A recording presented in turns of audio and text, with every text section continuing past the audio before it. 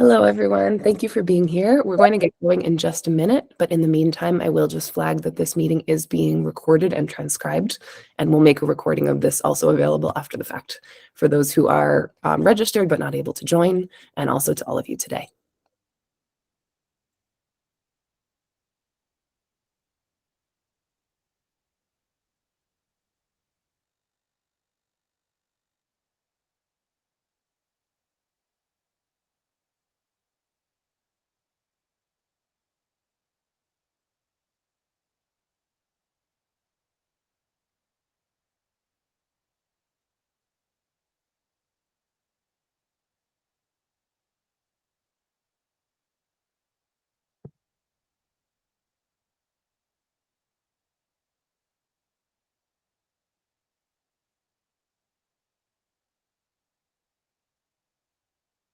I think we are all set to go.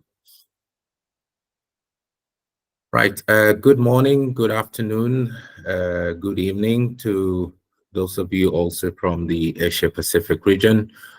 On behalf of UN Habitat, UCLG, Habitat Norway, and VibeLab, I would like to invite you or welcome you to the second webinar of our peer review learning series, the Safer Cities by Our Neighborhood for All, Safer Cities, Neighborhoods for All initiative.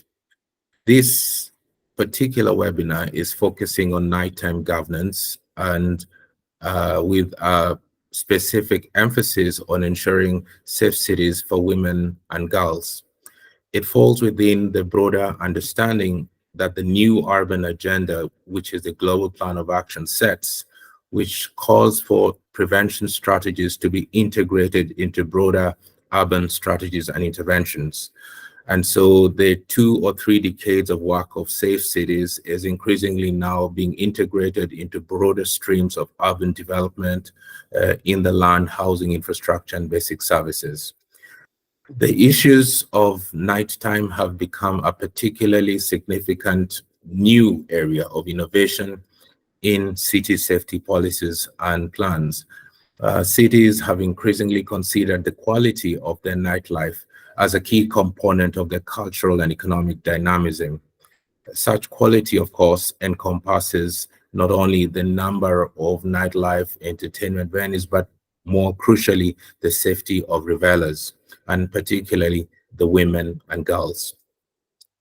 UN Habitat has promoted a lot of these city safety strategies around the world that have taken into account the necessary balance between the risk factors and the social capital dimensions of the interventions that cities do take, and also taking into account the diversity of urban spaces. One of the areas we encourage is the exchange and collaboration between cities and organizations that could be able to bring together new ways of understanding innovative safety strategies based on proven practice. It is against this background that we take on this second webinar series, which brings together 2 communities of practice, the community of nighttime and the community of safety. I therefore welcome the moderator to take it from here. Wonderful. Juma, thank you so much. So we have a series of presentations today that will also intersperse from some moments to hear from all of you. And so we're starting off today's session by highlighting the 2 different types of practice in focus today. Nighttime governance for safer and more inclusive cities at night, and the safety audit tool focused on women's safety in cities.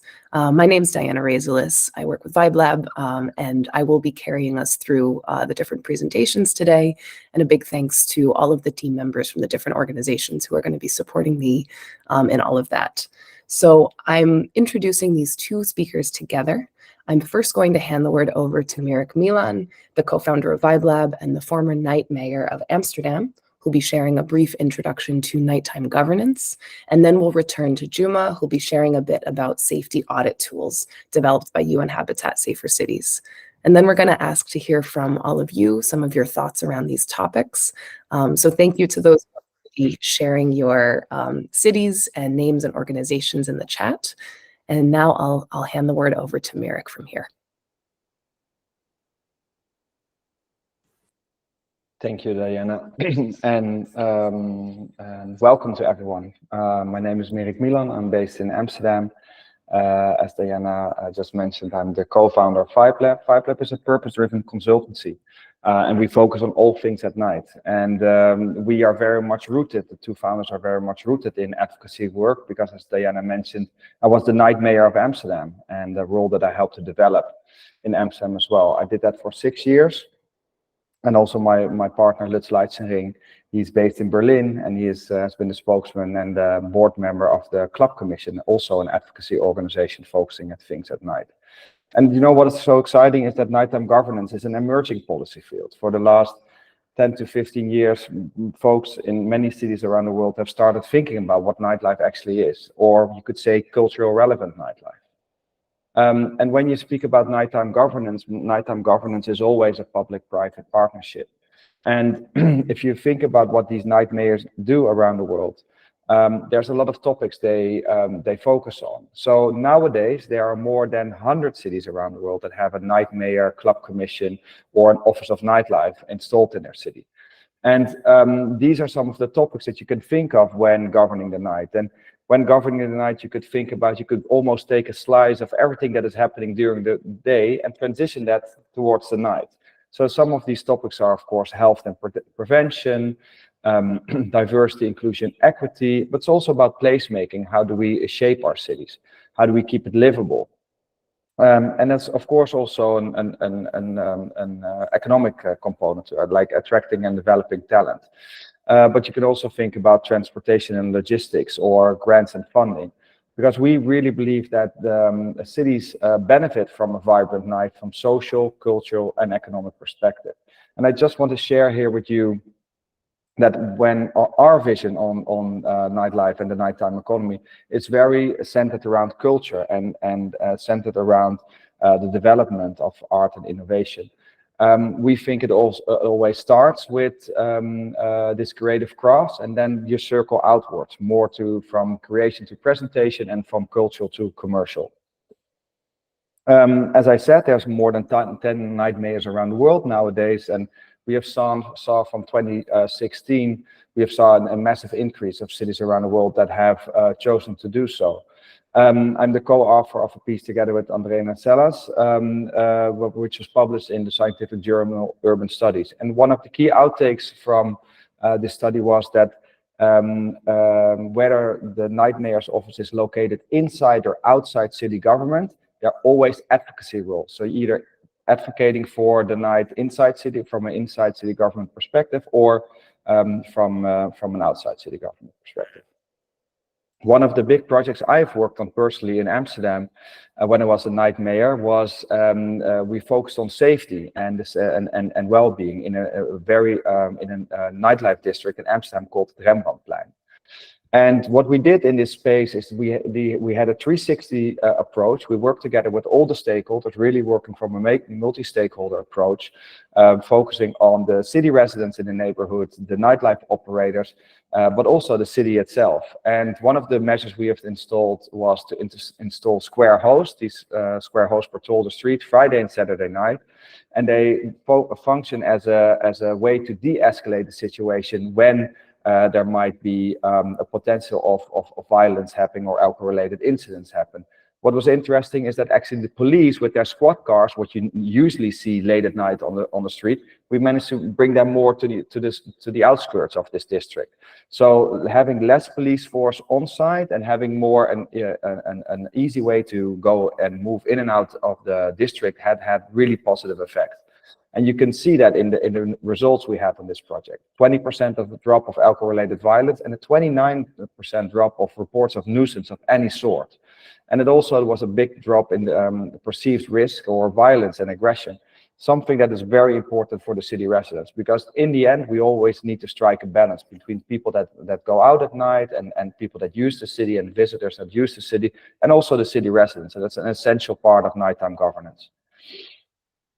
We also believe that it's very important to work with SDGs as a framework. And here you can see also some of the topics I've mentioned in the beginning of the presentation, but actually also very aligned. So 9 out of the 17 topics that are part of the SDGs are actually things that are often already happening in nightlife or in nighttime economy, or are very much part of this domain. And we believe there's a really strong relationship between the two, and that's also a new way to measure how nightlife is being dealt with and how nightlife is being organized. So I'm very much looking forward to the rest of the presentations here today, and I thank you again for participating in this large numbers. Here are some links if you're interested in knowing a little bit more about our work, or if you want to download some content. Fantastic. Mirek, thank you so much. And just to echo, if folks have questions or want to know more along the way, please feel free to put questions and thoughts in the chat as we go, and I'll do my best to weave those into our conversation here. I'm now going to hand the word back to Juma to talk a little bit more about UN Safer Cities safety audit tool for women. Yes, permit me not to put on the camera at the beginning because my computer has actually been stalling up and it's resetting itself. But as it gets on, I'd like to probably just start by introducing what the Safer Cities approach has always been about. Many of us around the world have always, of course, been asking what is so different about Safer Cities from what is any other security or development related strategy. And the key to this has been talking about the culture of prevention and looking at the principles of how citizens and the different levels of government co-create safety for all. This is very key in introducing this particular topical area because it's important for us to understand that the major takeoff of a safety approach at the local government is the aspects of prevention and prevention that is really tackling the root causes of crime and violence. In this particular perspective, we use an evidence-based approach. And this evidence-based approach is one that makes it clear that there is no one-size-fits-all solution. There are no one-size-fits-all solutions anywhere.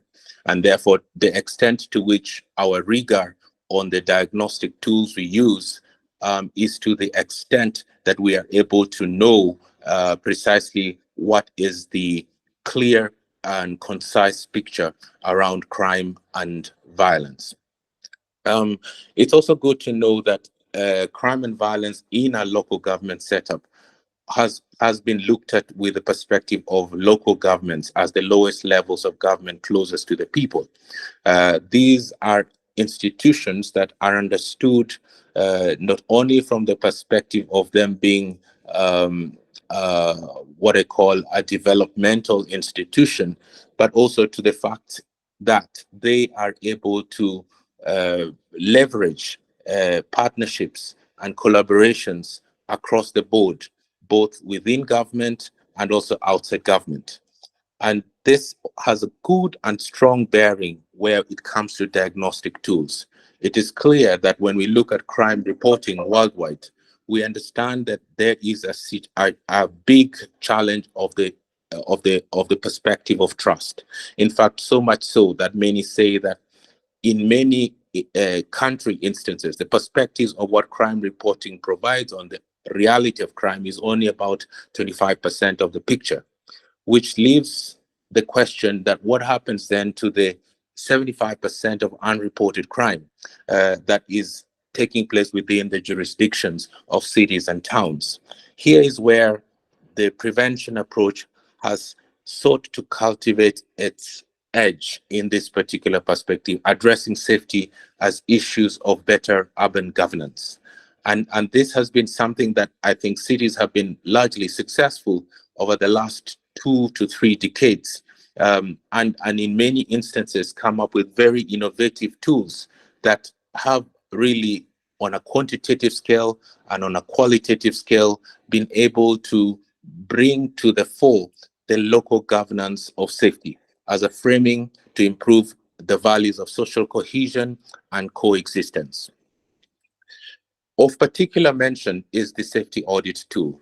And the safety audit tool is one where cities have looked at a systematic analysis undertaking to gain an understanding of crime and victimization related problems in the city, and trying to identify the assets and resources to preventive activity, and to enable priorities to be identified, and to help shape a strategy that will enable these priorities to be tackled.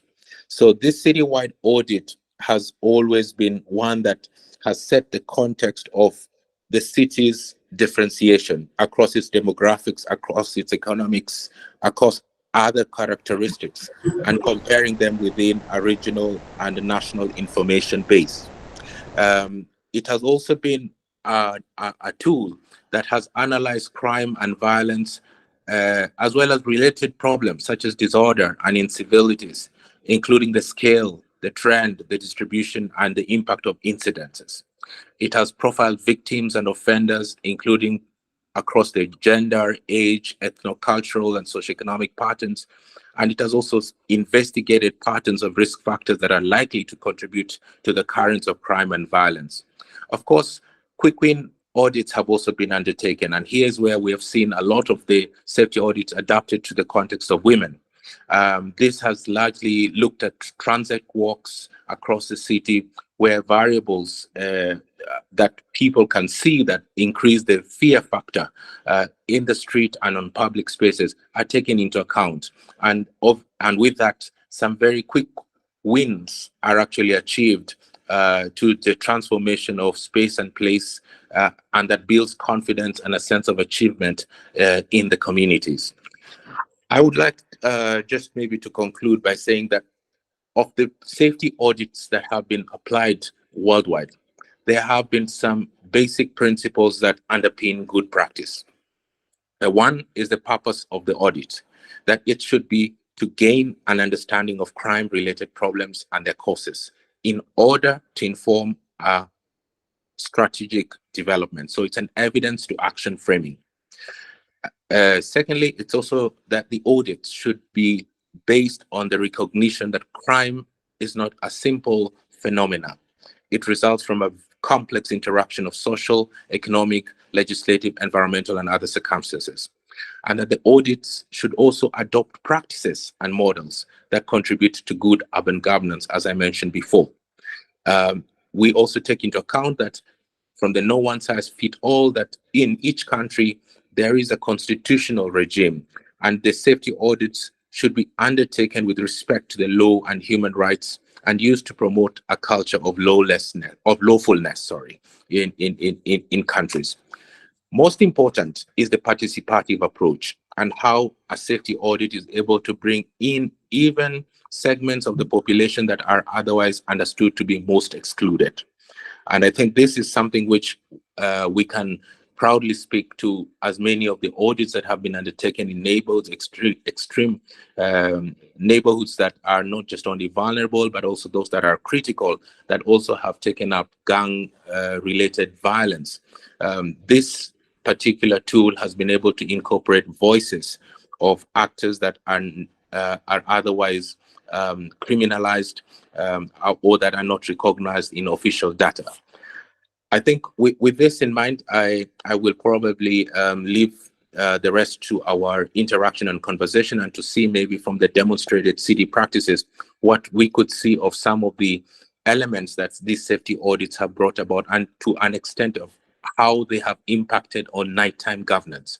Many of these safety audits are actually taken on at night, with night walks, and with major transformations that cities have taken into account, particularly within their central business districts. I think that I can leave it now to the demonstrated city practices to then help us understand this better, and help us move closer to knowing how we can zoom in on specific cities to peer review and to peer learn. Thank you. Wonderful. Thank you, Merrick, and thank you, Juma, for those inputs. And now I'd like to hear from you. So we're going to use Mentimeter, for those who are familiar with this, to get a quick snapshot of how you experience these two topics in your cities, and your sentiments around them. So Mentimeter is a free tool that doesn't require registration. to participate from your smartphone or your computer is both possible. So please go ahead and visit, Amir has so kindly pasted this in the chat, menti.com, and you're going to enter the code 2256-8568. That's in the chat. And I'm going to invite Teresa to screen share. So this will allow us to see results in real time as you answer. Great. So you can see that code right at the top of the screen. So again, please head to menti.com and you're going to use the code 2256-8568. So then you're going to be able to interact with these answers. So my first question here, and it looks like people are already jumping in, is does your city have a night mayor, a club commission, or a nightlife office? So Mirik mentioned that almost 100 cities have some kind of nighttime governance formation, and they do vary across these different cities in shape. But it looks like many cities here who are participating do indeed have one of these structures. I'll give folks a minute to answer this.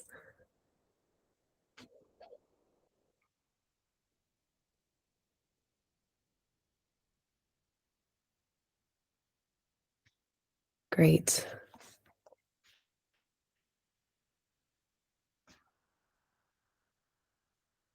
All right, so things are evening out a little bit here.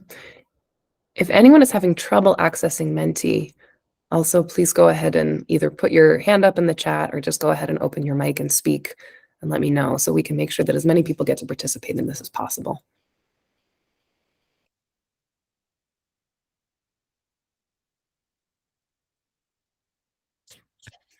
Great. It is possible to continue to participate in this, this slide even after we've moved on to a next one. So I think for the time being, I'll move on to the next. I'm curious how much you knew about nighttime governance before today's call. So either not at all, you knew about it already, or somewhere in the middle you've heard about it but maybe didn't know a lot.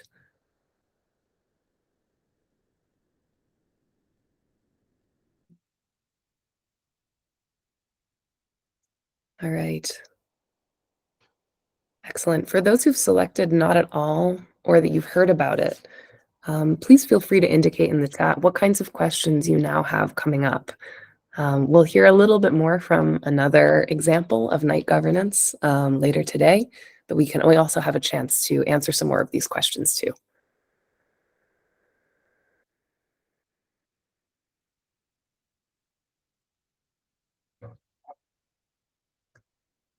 Great. And then perhaps I'll move us on to the next question. And again, you can always come back to these past questions. Does your city have a plan or program for addressing women's safety? So Juma had brought up often nighttime audit walks with a focus on women's safety, performing transect walks to identify the places that might feel particularly unsafe and being able to address those through targeted actions. So I'm seeing here that many of our participants, their cities do have a plan, but an almost equal amount we're not sure.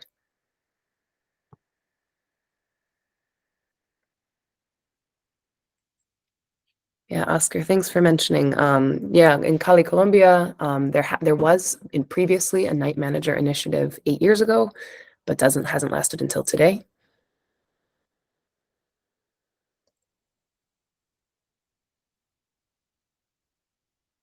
What would be the key for sustainability? Great, fantastic. I will come back to that one.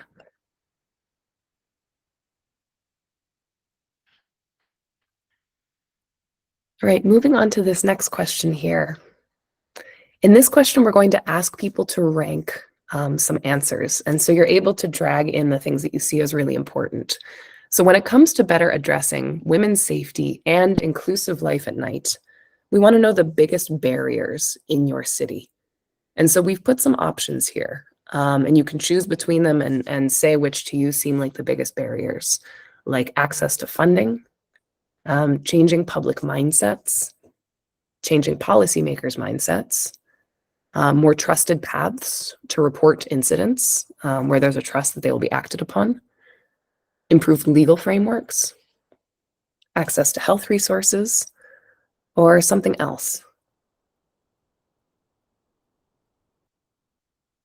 And so feel free, you personally can then drag in these answers, and here they go. I see. And these rankings will change as more people answer. Great, and they'll move around.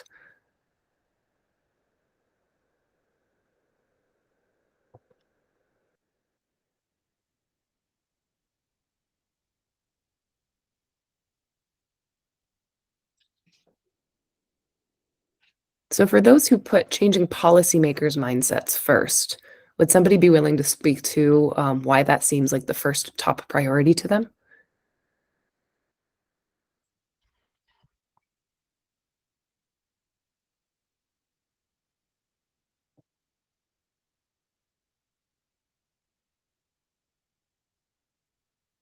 Martin, you've got a hand up, and then Ellen, I think maybe you're trying to speak. So I'll go Martin, and then I'll go Ellen.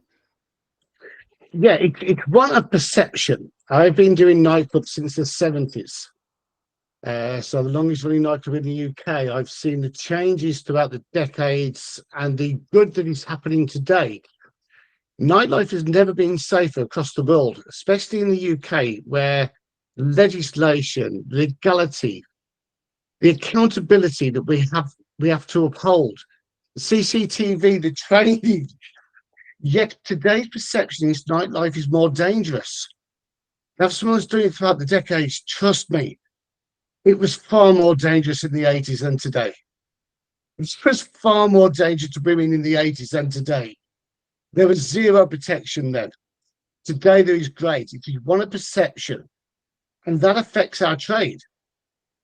And also positivity itself, by changing that perception, generates a more safer environment. People are more willing to come forward once they believe people will act. And that's the message we need to get over. Martin, thank you. Regarding this question about perception. Ellen, is there something you'd like to chime into as well? Yeah, I just wanted to say, I think nightlife has not been seen as a comprehensive field of policy generally. You look at crime as one separate area, and then serving alcohol policies as a separate one, and transport policies as a separate one. So it's basically seeing that you need a kind of proper governance interconnecting these fields, I think, is the lacking part. Yes, I think the graphic that Mirek showed of linking together this sort of field of fields is an important way to visualize this. Mirek, I'm going to go to you, and then I'm going to move on to the next questions for the audience. Sorry, what's the mistake? No problem.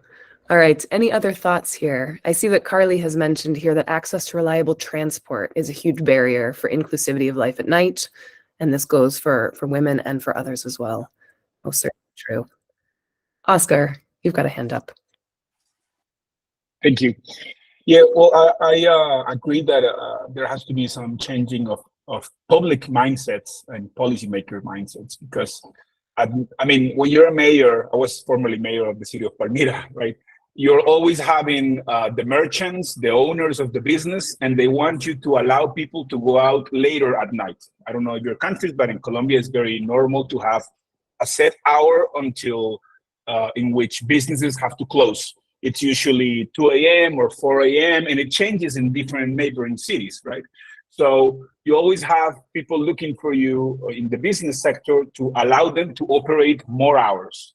But the police is always asking you to close them earlier, because the nightlife is related as a problem for policymakers. It's where bad things happen. So instead of discussing this ever not ending situation of which is the adequate hour to close, I think improving the conditions or generating incentives so that the nighttime is safer, it's the right approach. And also in terms of women's safety, this especially happens, I think, in Latin culture, and where we're still there's a lot of macho culture around going on. So if a girl has an incident at night, then for the public mindset, it's sort of like her fault, because what was she doing outside alone, something like that, right? So you have to change that mindset that the nightlife is a problem,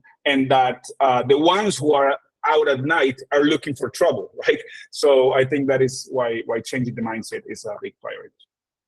Mm-hmm. Thank you. Yeah, this idea of normalizing life at night and removing this stigma. I think so. We see that changing policymakers' mindsets and changing public mindsets are sort of the two seen as priorities here. And it sounds like these comments sort of uphold that sense. To take us forward into our last two questions here, I'd like to know from folks, and here you can simply write into the Menti, and this will create a word cloud for us. If you could describe women's safety in your city in a word or two, what would those words be?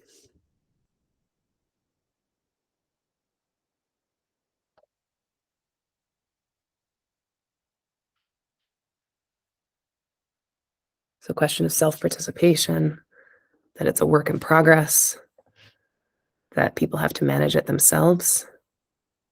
What else?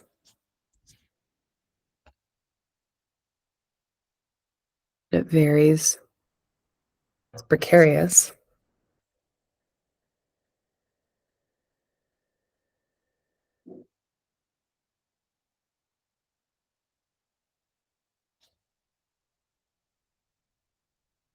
So I see some folks have written in that it's none, or that it's non-existent. And perhaps this also relates back to Oscar's comment, the taboos around how people behave at night or to preserve their own safety. Okay, I see variability as well.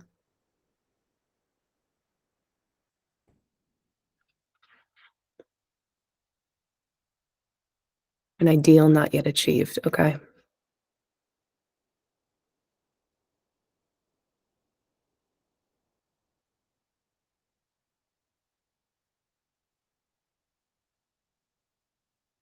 Thank you, folks, for contributing these.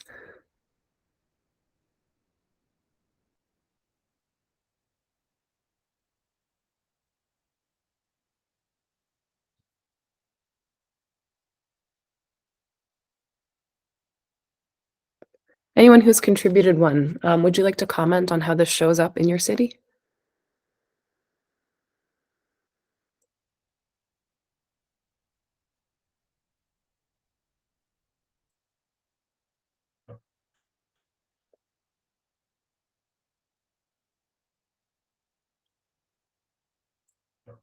Thank you for this, everyone. So just to note also that these word clouds, these surveys, we'll be gathering up documentation of these peer-to-peer learning processes and creating a final report. So this kind of snapshot, this kind of picture will also serve as kind of a marker of where things stand right now. So for our final slide here, I'd like to invite you all to contribute, if in a word or two, how you describe life at night in your city.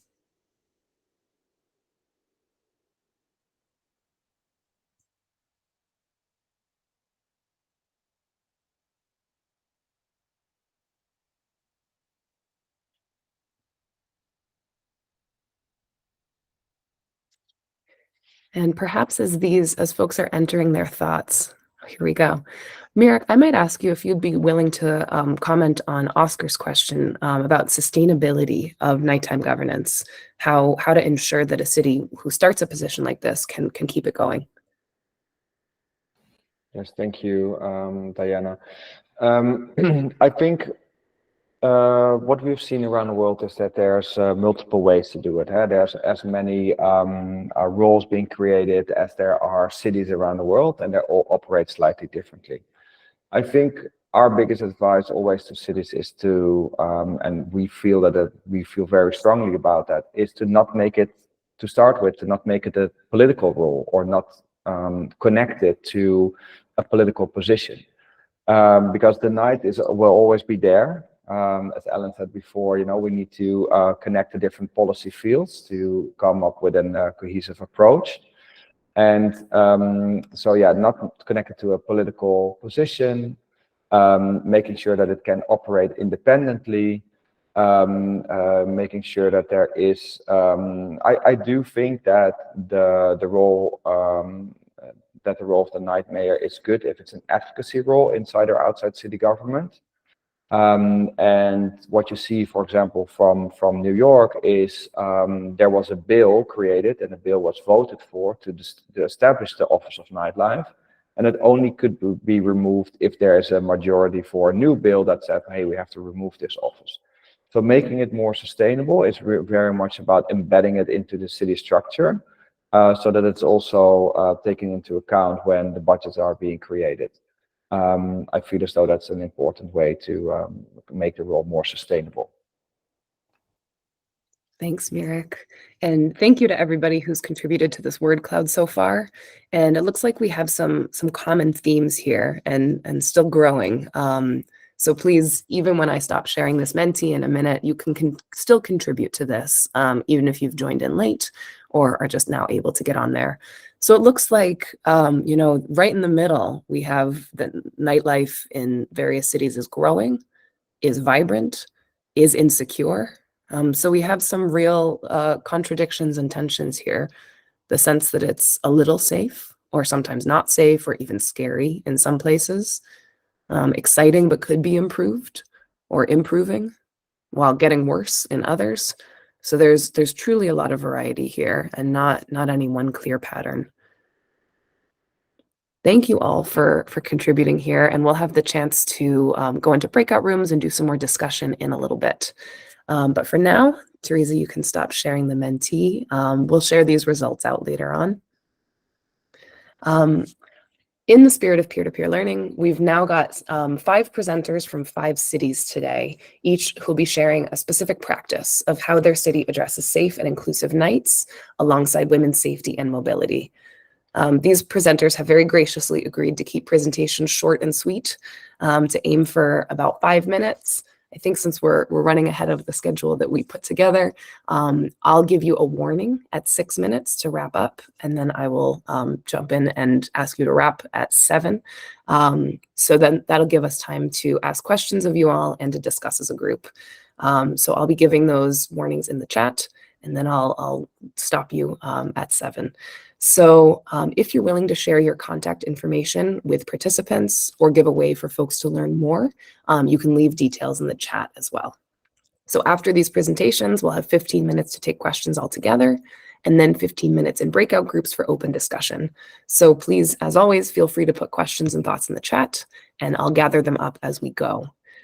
So I'd like to start with a perspective, since we closed off just now talking about night governance. I'd like to first invite Carly Heath, Nighttime Economy Advisor for the City of Bristol, UK, to kick things off with us. Thanks, Dana. I'm going to share my presentation, and once it's up, I'm not going to be able to see you, so you're going to have to call out when it's my time. Can you see that? Fabulous. Can you see that? Yep. Great. Hello, everybody. I'm Carly Heath. I am the Nighttime Economy Advisor for Bristol in the UK. Everything that I do, I work at the local council, the local government, but everything that I do in Bristol is underneath the umbrella brand of Bristol Nights. Bristol Nights doesn't exist as a standalone organisation. It's a partnership project from Bristol City Council, and it's always done in collaboration with city partners, with people within the nighttime community, and making sure that we're speaking to audiences and constantly reviewing our processes as we go along. So given how we do quite a lot of work on this within Bristol, but given how short I've got, I'm going to show you quite some detail actually around how we have implemented the Women's Safety Charter in our city and some of the lessons that we've learned over the past 2 years. We took the Women's Safety Charter and the 7 commitments from the Nights Are for London, Amy LeMay, and we literally lifted them, but we supplemented this with training and have since completely redeveloped our approach based on the feedback we have from the sector. So these are a few lessons that we've learned. But before, I just want to note that we work underneath the principles of the World Health Organization Respect Strategy. They have a framework for tackling violence against women and girls. We use it for the night, obviously, but this includes things like group-based workshops, empowering women in the workplace, psychologically supporting our champions who are embedding the policies, and offering training for free to make sure that there is economic inclusion. We make the environment safer through design and auditing of public space, and we try to transform attitudes and beliefs through a holistic partnership working approach. So the Respect framework shows that a standalone awareness campaign and training of the institutional personnel without actually changing the institutional environment is ineffective. So there's little evidence to support that these methods work. So what we try to do is do something that actually is much more embedded. So how do we tackle a problem like misogyny in the city at night? Well, misogyny doesn't wake up at 6 p.m, put his trousers on and decide to go out to the pub. Whilst there is a lot of public realm work to be done, I'm going to really specifically talk about night spaces and licensed spaces within the city of Bristol underneath our Women's Safety Charter. Oh, why is that not moving? There we go. The Women's Safety Charter consists of 7 commitments. These might be familiar to you. First of all, appoint a champion, a person inside your organisation to drive forward the commitment to a zero tolerance to sexual harassment. Communicate using positive language, which includes a public or staff-facing communications. This is both online and inside our licensed spaces. And the simple act of developing and distributing and displaying a poster or notice about the values of that organisation in relation to safety and the consequences for unacceptable behaviour can have a really positive impact. People tell us that they feel reassured to know that the values of the space, what they are and who and where they can go to for support. Support your staff. So create routes for reporting unacceptable behaviour while at work and supporting cultural change. Support the public to create routes for reporting unacceptable behaviour whilst using your service or space at night. The next 2 commitments are all around training. Train staff on the issue, including what to say, what to do and what not to do. Sometimes what people can say can be extra triggering in terms of the experience that people are having around harassment, and making sure that staff know about any relevant policies. And training to record, staff training on information sharing and the appropriate recording of details. Staff should know that no matter how minor the incident might seem, it's important that it's recorded in an appropriate amount of detail and in a factual manner without any personal opinions. And then finally, to design for safety. Audit your spaces and adapt them to promote a safer environment and reduce the risk of crime. Move. I can't work out why I can't make this move. Sorry, technicals. There we go.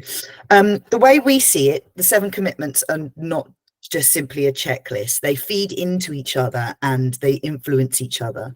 The Charter is a framework that we should be used to guide best practice and regular evaluation, but we found that during the initial round of our training, it didn't allow the champions to actually understand the Charter framework and why they were doing it. And it was too detailed for front of house staff like bar staff or security to understand their responsibilities in the bystander behaviour and also the reporting. So the training that we now give to nighttime workers, we've now split into 2.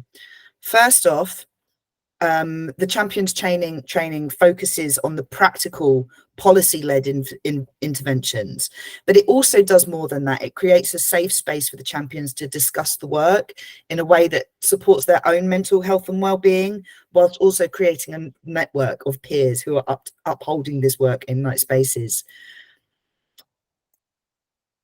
Oh, I don't know what's going on with this. Why my button's not working? There we go. And the front of house training focuses mainly on supporting perpetrator behaviour, and the best way to record and respond according to their venue and also their job role. So we've done away with reporting by spreadsheet, which is what we it in the first instance. We found it doesn't work for night spaces, and instead we encourage our nighttime teams to come up with the mechanisms that work best for their organizations, and that their security, their bar teams and their management all follow the same process. So we help them co-design what works for their organizations. Carly, one more minute. Okay, no worries. If I can get this to move, I will.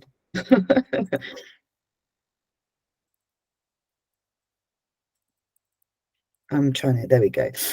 So this is a tool that we recommend. It's a joined up but targeted approach that enables us to use these kind of visual tools. This is a hotspot map. The easiest way to visualize the pinch points in people's spaces at night is to map it out. And for nightlife teams, we have a high rate of neurodiversity, dyslexia, visual learners, and we found that this tool is actually one of the most effective that we recommend with people. So we encourage nighttime teams to take the reports in their logbooks and then record it onto their maps whenever they are seeing an incident happen and the severity of the incident. We see people use this map in all sorts of different ways. Venues change on a nightly basis depending on the audience and the genre, set design, and we see venues use this actually as part of their onboarding process at the beginning of shift or for post-show reports. So Bristol's done a lot of work in tackling harassment in night spaces. We've taken a holistic approach that doesn't simply blame nightlife for violence against women and girls, and we've done it in a way that supports champions rooted in the collaboration and partnership. All of our training is offered for free, and we, in addition to this work inside private spaces, we also have public facing campaigns that we try to root with joy around this conversation of if it's unwanted, it's not okay. We painted this on the building in the middle of the city. We're a city of graffiti, it's very us, but we went one step further and we made it glow in the dark. If I can show you my next slide. There we go. We made it glow in the dark. We know that women experience the city differently after dark, and amongst this word unwanted are all of the behaviours that we're talking about. I've got loads and loads of tools on the website. Please download them. I'm going to put a couple of links in the chat. Everything that we've got in there has been reviewed constantly by nighttime workers, and hopefully it can inspire you to follow some of those in your cities. So thank you for listening, and sorry if I went on a bit long. Carly, perfect. Thank you so much for that input. I've put that last link into the chat, and so you can add some more as you like. Folks, please do note your questions or where you want to know more in the chat, because we'll have time for questions after all of these. Christian, I can come back to you at the end, or please write your question into the chat. For now, I'm going to hand things over, changing gears to the perspective of Safer Cities offices and initiatives. So Vivian Adongo of the Safer Nairobi Initiative for the County City of Nairobi, Kenya. Amir is going to share Vivian's presentation, and Vivian, you can take it away.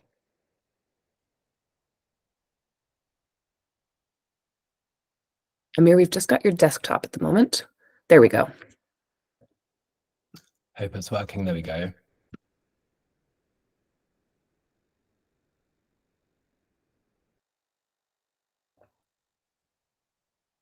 Vivian, can you hear us okay? Yes, thank you so much for this opportunity. And this is my presentation. I would like to say that we are carrying out safety initiatives in partnership with UN Habitat. And this was initiated, this program of Safer Cities was initiated way back in 2000, in the year 2000, when safety and security was a big issue in this city. This program followed an approach which was provided by the UN Habitat Safer Cities program, whereby we championed for evidence-based framework to address safety and security concerns, even in enhancing issues of monitoring and evaluation, and seeing the impact, actually checking if we are achieving in a positive way in terms of addressing safety and security concerns within the city. We did a Nairobi crime diagnosis during the crime victimization survey, and the methodology that was used gave us rich information, gave us rich data that we were able to use to develop a strategy. It ran across the street. We checked on the social issues, spatial, in a broader way, and we deliberately took measures institutionally to address those issues. As we speak at the moment, we have a project coordinating office that is situated within the precincts of Nairobi City County Government, just to streamline or maybe to create a seamless operation between the two organizations, whereby we follow up and communicate, coordinate, check on the issues of initiatives that we trying to implement within the city. On the issue of nighttime governance, we established a Nairobi metropolitan strategy, which calls for a 24-hour city, and we have highlighted neighborhoods that we feel the 24-hour economy can be achieved best. And we still desire to do more in these neighborhoods, the smaller commercial sub-centers, where the activity is vibrant in terms of businesses and commercial area. So we endeavor to do more in those spaces. We also undertaking safety audits that has led to spatial transformation, especially within the central business district. And we are involving even the top management, the key players of security in this country, to take these works and see exactly what we would like to implement or achieve at the end of this, at the end of all these initiatives. We've pedestrianized most of our streets. And as we speak now, we are still transforming more streets at the lower CBD, where we have so many people, which is overpopulated with people with so many competing needs. So we are trying to improve these spaces and also introducing cycling lanes, safe spaces, safe crossing spaces, and just making it conducive, lighting up the spaces within the CBD, just to mention but a few. So on the issue, on the next slide, this strategy has, the issue of having a strategy has had a ripple effect in our city. Yeah. So the transformation of some of these spaces, like the Uhuru Park, Jivanji Gardens, and more spaces within the city, is a good indicator that we are driving in the right direction. Lighting up the streets, converting those streets, even neighborhoods, is a plus for us. We're also doing cleanups in terms of getting the street families, street urchins, and taking them to rehabs and reforms programs. And we also have we established a one-stop youth center within the CBD, which trains youths. We offer a number of services there that cater for the youth, and we hope that moving forward we establish more within the city. And I'll just go through, I won't read everything on the other interventions that we've implemented, but of course I've mentioned a few on our regeneration initiatives that we've done within the CBD. We've improved the spaces. We also improving the informal settlements through national government programs. There's one called KISIP, so we are trying to look at the socioeconomic aspects, and that is where we are aligning with our safer cities program. And yeah, the rest I'll just pass through, but those are the few initiatives that you're doing. And the outcomes or lessons learned, next slide.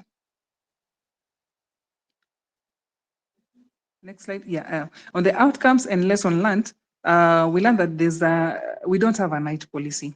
So we need to develop one for the city to address specific issues that are related to fear. Remember, we really need to, yeah, thank you. We really need to work on changing the public mindset about women that work or work at night. And safety for women is a key factor we incorporate when designing mobility issues in our public transport area. And we hope that we also do an audit on that and see how women feel about the public transport. And there's need for us to establish a time-based street management system that allows for informal traders to coexist with public transport, especially during the peak hours, which is a major issue in our city, especially in downtown Nairobi. And cities like our city, we need to access best practices in other cities that have demonstrated these initiatives to improve urban safety for women, have transformation, and really advocate for women and girls to have safe spaces. And in just to wind up my presentation, I would like to just read a quote from our governor. He says, "Our resolve remains to bring together all the available resources, identify the opportunities, and purposefully take an integrated approach to have all policies, programs, and activities in the county aligned towards arising the welfare and sustainable quality of life and healing our society, people, and ecosystem." This shows that we have the political will, and anything that we do, as long as it is in line with the legislative framework, it is in line with what the management desires, we have the right and we have the support to implement the initiatives. Thank you so much. Thank you so much. Wonderful. I'm going to hand the word over without more ado to Nomusa Shembe, who's Senior Manager for the Safer Cities Unit in eThekwini Municipality in Durban, South Africa. And Amir will go ahead and share that presentation. And Nomusa, you can jump in. Good afternoon, good morning, everyone, and good evening. I won't share my video because my network is not that good right now. Is that fine? Okay. Within eThekwini, we started this Safer City program over the past 20 years, and we have developed our urban policy and programming to ensure that our crime prevention and urban safety is actually achieved through various interventions. And we have identified issues of women and safety of women, as well as nighttime issues within that policy. It actually gave us an indication that safety for women is safety for all, and that is our mantra as we move along in terms of our broader understanding of safety. We have agreed as a city that our safer city strategy need to have an element of ensuring that women are taking responsibility, but everyone else is also taking responsibility for their safety, for safety in the city. And our policy framework is related to a theme called My City, My Safety, My Responsibility. And through that process, we have been able to generate interventions like our safety audits that we have undertaken over the years. And we have also been able to inform our practice as a way of ensuring that whatever that we do in terms of our safety audits, it's co-created with civil society organizations, our departments within the city, as well as our safer city as a unit. Can I get my I think I'm losing my presentation. I can't see it. We've got the safety audits through technology slide up right now. Yep. Okay. I don't think it's not on this on the presentation mode. Can you put it on the presentation mode?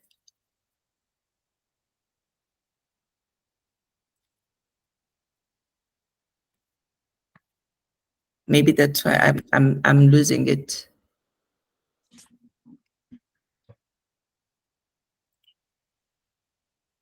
Okay. Maybe let me just go straight to what we have done in terms of our safety audits.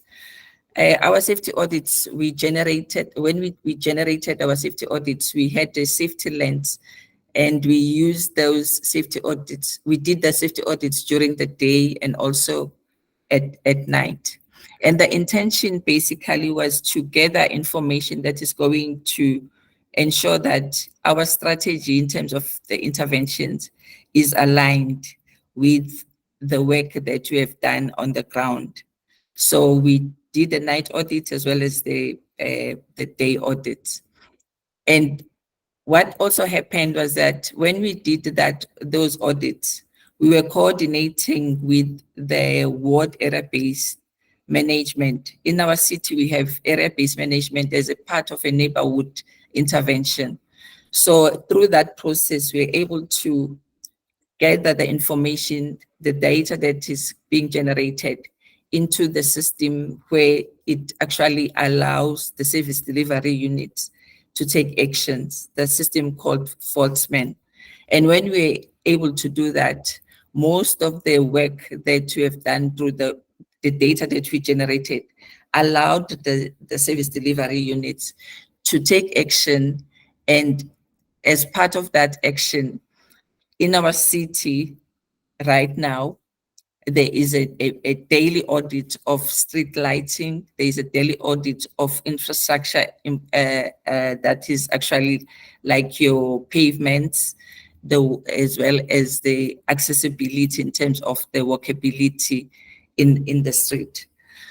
So that's what we've been doing. And last year, what we have done is that we used the mobile technology, which is the safety pin app, where we went through the 6 wards in eThekwini, and we collected data during the day and at night. And this was a collaboration that we did with our women organization in Guamashu. And they were able to actually generate that data, and that data was also incorporated into the Faultsman service delivery system. And now, on an ongoing basis, that information allows the city practitioners within the various service delivery units to implement interventions that are allowing women to walk and access the city more freely than it used to in the past. What has been our evidence through this process is that at eThekwini, there is a program now that is called Operation Good Hope and Operation Sukuma Sake, which is actually going at ward-to-ward basis, and they do the conditional assessments to check the street lights, to check the pavement, to check the walk paths, to check the availability of the visibility of police, and then they report that on a weekly basis in our Faultsman, and that actually give us an indication as to where the area of emphasis should be in terms of improving within those areas. But also we have ensured that the ward-based rapid response teams are established that looked into matters of gender-based violence, as well as in terms of that, there is a tool that has been generated which collects data around gender-based violence, and it's able to actually inform the service points which we are using in the city like the Tutuzela centers, and people get referred there, and they're able to be, they get to be assisted. And the other part, it was around the economic node, which coexist with the public transport. And that Warwick Triangle has been transformed to ensure that both the women that are sellers, informal traders, are able to get their economic their economic vibe experience even at night, because the environment around the Warwick has actually improved in terms of them ensuring that space being ensured that it is safe for them when they are selling their goods within that environment. We're just about time, so if there's a way that you'd like to share a link or further info, please go ahead and do so. Okay, the last part for me is that we have been able to also get into the system of tourism a number of volunteers that are now called tourism guards, coming from the streets as homeless, who are now operating as tourism guards, and they are providing a 24-hour service, and that is promoting the walkability of a nightclub, of night walkers, as well as the general public, to have unhindered access to entertainment hubs. And it must be noted that our policy is addressing the fear factor of women, that is allowing women not to use the streets or use the night because of that fear. And it then, in terms of that, they are now able to experience the nightlife without being hindered by the fact that it is not safe. So our strategy is being transformed in such a way that we are improving and ensuring that women are able to use the streets without any hindrances. Thank you. Wonderful. Thank you so much. I'm placing your email address here in the chat if folks have more questions or want to hear more detail. But for now, I'm going to turn things over to Jan Fox, who's the Executive Director of REACH Edmonton Council for Safe Communities from Edmonton, Canada. Please go ahead. Thank you so much, and thank you for having me here. Really, really enjoying these presentations. I wanted to start out by disclosing that Edmonton, Alberta, Canada is very much in its infancy stages when it comes to dealing with the night economy and safety for women. So I'm going to talk a little bit more building on some of the things that Juma said earlier about the importance of prevention. And I think that the work that I do at REACH Edmonton, which I'll describe here, is very similar to what Vivian described around Nairobi. So REACH is an office for the prevention of violence.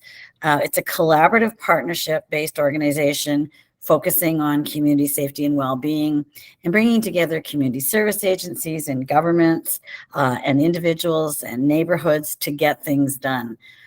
We are unique in that we are standalone. We are not embedded in the city or in the municipality. We are arm's length, which was done very purposefully so that we could be more flexible and nimble and responsive. So we bring groups together, as I mentioned, and we do not do direct service delivery, but we coordinate and our partners who do so. We very much believe that we're never going to eradicate violence unless we address gender-based violence, and also that the best solutions lie within the community. So these issues that we're talking about today really must be solved with a community lens and to be and with community-led ideas. I want to just reiterate what Juma said earlier, that in our work at REACH is very much rooted in this, is that investment in prevention is crucial. A lot of the things that we're talking about and the tools and so on are after the fact, and they're important. But I think we need to think about how do we prevent this violence from happening in the first place, and to create that culture of prevention that Juma responded to. So in my city, and in terms of the nighttime economy or safety in general for women, the impact of COVID was enormous for us, as it was in probably many other cities here today. We now have unprecedented numbers of people experiencing houselessness. We are dealing with encampments that are unsafe. We have less people coming downtown. We have many businesses who have shut down. And this has all really, really impacted the perception of safety, especially for women. We know that successful cities have one thing in common, and that, of course, is a vibrant downtown. But people in Edmonton, especially women, have expressed fear about coming downtown. So we see problems in the areas of the theaters, restaurants, concerts, and so on. So we need to take some action for safety reasons, but also for economic reasons. So some of the initiatives that I want to just run through, and I'm happy to answer questions about afterwards, is our city is embarking upon a nighttime economy report, which is just in the process of happening right now, wherein there will be a great deal of focus on transit safety. Now, I've heard other people talk about the need for safe transportation to get places, but ours is really about specifically safety, where in fact people that are houseless are riding the trains day and night for a place to get out of the cold, and women in particular are not feeling safe on that mode of transportation. The nighttime economy report is going to focus on safe and inclusive spaces. And in just a minute, I'll talk about how the group of women are not homogenous, and we have to look at that from very many different perspectives. The City of Edmonton has implemented a community safety and well-being plan with pillars very much like the ones that Merrick provided. So anti-racism, reconciliation, and here in Canada, reconciliation is in relation to our Indigenous population, improving our relationships with Indigenous groups whose land we are on. It's about creating safe and inclusive spaces, creating equitable policies and procedures, standards, guidelines. It's also about pathways out of poverty, and it's about crisis intervention, which I'll speak about just a little here, in that we have, which does, I think, impact safety for women. We coordinate a 24/7 crisis diversion program, which allows citizens to call a number 211 instead of the police or emergency services, to have our team of more social workers dispatched to issues that really don't require police intervention, and it creates more eyes on the street and safety for women. We're also very active in, and I heard others speak about this, in creating safer neighborhoods. So we coordinate and work with individual neighborhoods as they look at the assets in their community, as they look at the safety concerns, and help them to create individual neighborhood-based safety plans, which has been very effective. Just a couple more things. I'm sure I'm short on time. One thing that I think is really unique in Edmonton is, after the pandemic, we created something called the Downtown Recovery Coalition. We're happy to report that we're now calling it the Downtown Revitalization, because we think we're out of COVID recovery to some degree. But having said that, this is an interesting partnership of businesses, not-for-profits, and academic institutions who have all come together to look at ways that we can improve vibrancy in our downtown, how we can promote innovation, and I think for the first time we've seen businesses really step up to the plate, and that's been really important. And I loved what others have said about, I think the last speaker was, the safety, community safety is all of our responsibility. We've tried things over the past, like a safe walk program for women, and it was not successful. I'd love to hear more people talking about that, but where you could enter with your cell phone and indicate where you were going to, and then say when you got there safely. The women in Edmonton were not buying into that, so we did. That was not a successful initiative. We also, sorry. About 30 more seconds. Okay, 30 more seconds. So quickly, I want to say what I think is really important here in Edmonton is we need to recognize that women are a diverse group, not a homogenous group. So we need to look at safety from different lenses. For example, one of the initiatives that we're very active in right now is creating safety for Muslim women. We're seeing a horrendous increase in hate crimes towards hijab wearing women. So bringing groups together to try to tackle that has been important.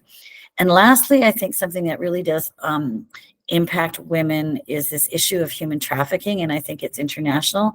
And we are creating a community-based office to combat trafficking in persons. And I'd love to talk more about that when there's time. But thank you so very much for this opportunity. And thank you so much. I think there's a lot of food for discussion there. And finally, I'd like to introduce our last speaker, Latir Carr, who is the management consultant for Banjul Safe City Project in Banjul, the Gambia.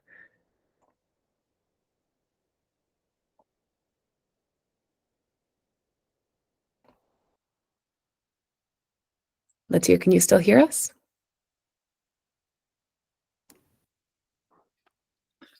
Hello, everyone, wherever you are.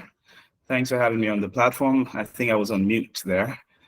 I'm a management and engineering consultant, primarily an engineer, transitioned into a project development expert here in the Gambia. And I am the lead consultant for the Banjul Safe City project. So the Banjul Safe City project basically looks at three things. First is the aesthetic part, which is the Green Up Banjul, Clean Up Banjul, and Light Up the City project. We have a technical component, basically, which looks at crime watch. I know there's a lot of talk about that, gender-based violence in particular, and creating child-safe spaces. And on the environmental aspects, we're looking at beach recovery, wetland protection, and waste management. And the reason for all these three facets is because we are looking at the root causes of increase in crime in the city and in its vicinity. And some of these causes are mostly economic. We want to empower women to be able to have economic independence. And because of the way Banjul is set, Banjul is an island city. A lot of our economy depends largely on two things, which is basically tourism and on fishing activities around the wetland region. So protecting the environment is very key for us. Why are we doing this? Sorry, my eyesight's a little bit terrible, so I'll use my own slide. Yes. We have rising crime in the Gambia as a country. The Gambia is a very small country. Banjul in itself is 33,000 citizen population. But because it's a hub, it's a trading hub and has the main seaport of the country, Banjul interacts with hundreds of thousands of visitors every single day. And as a city, it lacks any child-friendly safe space. There's not a single child-friendly safe space outside the school system. And we have very traditional waste management, and there's a lot of environmental degradation, and we're losing a lot of our beach because of climate change. So our target groups are women and girls and children below the age of 13 with regards to the project. Some of the challenges that we face. So I joined in on the project a year ago to develop a project implementation unit, a development and basically tackle increase in crime, and which led to the development of a full-scale safe city project. But some of the challenges we encounter based on the economic size of the country and the city is resource mobilization, a reluctance to invest in safe city concepts. The second is local capacity, because the concept of a safe city is extremely new for a country like the Gambia. Banjul is the first city that's engaged in a safe city project, but there's been a lot of progress with regards to increasing local capacity when it comes to this. The third challenge we face is looking at the root causes of some of the dangers that our women face is climate change. Like I said earlier, our economic activities center a lot around agriculture and fishing activities. And with climate change, it has affected to a great deal the agricultural infrastructure in the city and its surrounding, because you have a lot of women within the city that move out of the city for their agricultural activity and have to travel back to the city late at night. But because of the challenges of climate change affecting the city, this has also affected economic empowerment of women within the city, which also leads to increased crime due to dependency on husbands, on male counterparts, on business partners within that domain. So the interventions that we've developed, first was the development of a safe city blueprint and the involvement of stakeholders for buy-in. One of the speakers spoke about multi-pronged, multilateral development, and that's basically what we have. So we have a three-way partnership which involves central government.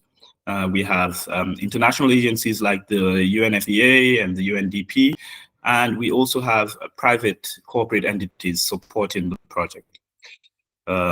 So resource mobilization, which is where they come in, and we have a phased implementation plan, which is divided into 3 phases. The first is setting up the infrastructure to be able to sustain the project, which includes mobilizing the resources. And the second one is the digitalization phase, where we're digitizing all the interventions, because data is key for us when it comes to project. And the third phase is a sustainability phase. Involvement, like I mentioned, we have government ministries that have dedicated support to the project. We have UN agencies, and we have corporate entities, and of course, the local community. In fact, we started the project off with a community watch program because we want ownership from the community. And that's how unique Gambia is, because of its internet community and its small, relatively small population. Community ownership is key to the success of any project done in the Gambia. So community watch groups have been developed, and we're hoping to roll them out shortly. Early outcomes. We have ongoing interactions and great partnerships to fulfill the implementation of the project. And the project has actually morphed. In a very short period, it has morphed into a national intervention. So I personally and my consultancy have been approached by other city councils so that we can roll out the project nationally, which is a very positive thing. We've also received, if you can see the photo, it's the photo of the mayor of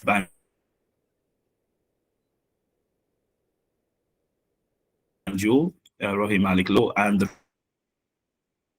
one of our initial cleanup exercises of the city, and it's two very different, they're two biggest rival political parties in the country, but with the Safe City project, there's a lot of buy-in from central government, which has made this possible. So we're taking a very apolitical approach with regards to how we roll out the project. About 30 seconds left. Yes, at the end of the presentation, basically this is an all-inclusive project. We're in the early stages as compared to some of the speakers that I've heard. A lot of progress since we launched the project a few months ago. And we actually have green up and clean up initiatives already being implemented. The crime watch groups are being developed and created currently, and we're already feeling the impact in the society itself. So we're excited that we could share this with you, and we're excited to learn from others that have been there before. Thank you very much. Wonderful. Thank you all for these presentations. I know that we've kept you tightly on time, but there's been, I think, an enormous amount shared here of really valuable information and different approaches, as well as some reflection on what could be done differently, or lessons to learn in taking these models on board. I'd like to ask folks if there are questions here for these speakers before we move into some breakout groups to discuss further.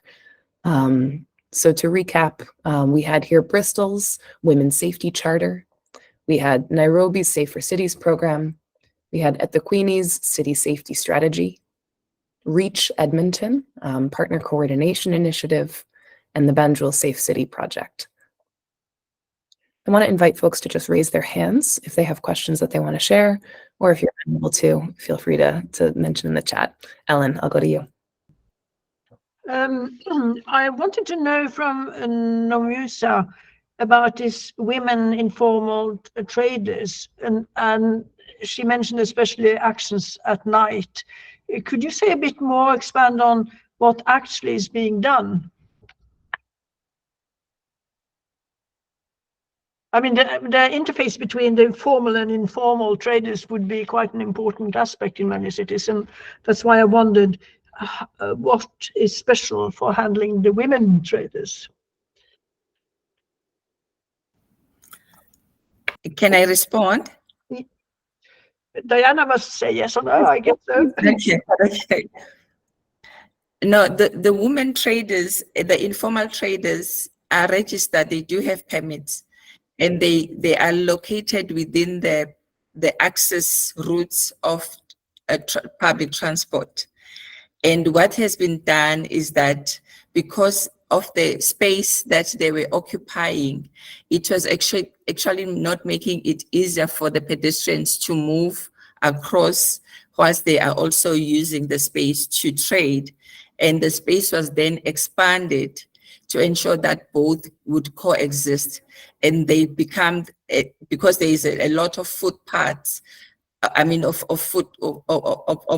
the people that are moving around this area, they are able then to generate more income.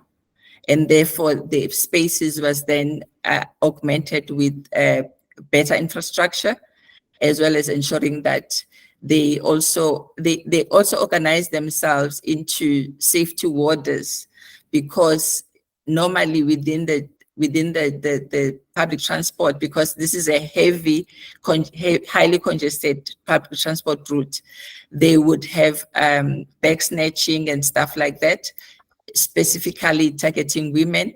So they became warders to actually look around for people that are potential criminals, and then they reach out on one another, and then they they provide safety surveillance, as well, passive surveillance, as well as ensuring that the space is safe for women. Thank you. I'll go to Sarah and then Findy is the next.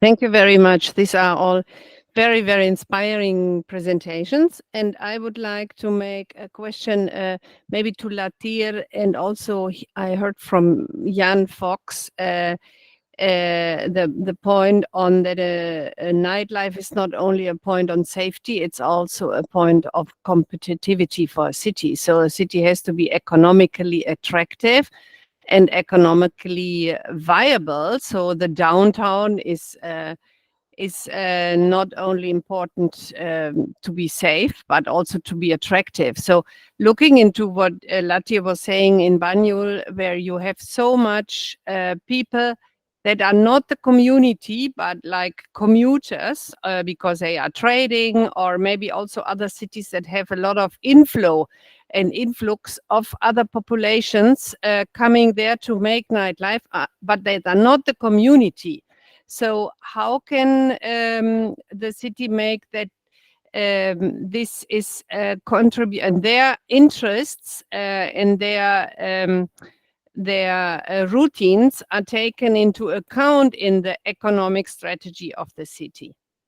Yeah, so maybe I think that is also the case for Nairobi. So if you see nightlife as something that is important, positive for the economy, how do you see that an economic strategy could take into account the users that are not necessarily the citizens?